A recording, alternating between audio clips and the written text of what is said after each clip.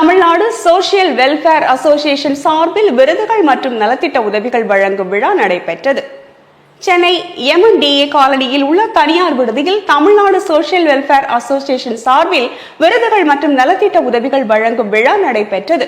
இந்த விழாவில் 101 வயதான மூத்த அரசியல்வாதியும் முன்னாள் சட்டமன்ற உறுப்பினருமான ராமச்சந்திரன் மற்றும் ஏழை எளிய மக்களுக்கு 2 ரூபாய்க்கு மருத்துவம் பார்த்து சிறப்பான சேவையாற்றிய பத்மஸ்ரீ மருத்துவர் ஹாண்டே ஆகியோர் சிறப்பு விருந்தினர்களாக கலந்து கொண்டனர். விழாவில் பயனாளிகளுக்கு பல்வேறு நலத்திட்ட உதவிகளும் சமூக சேவையில் சிறந்து விளங்கியவர்களுக்கு விருதுகளும் வழங்கப்பட்டன.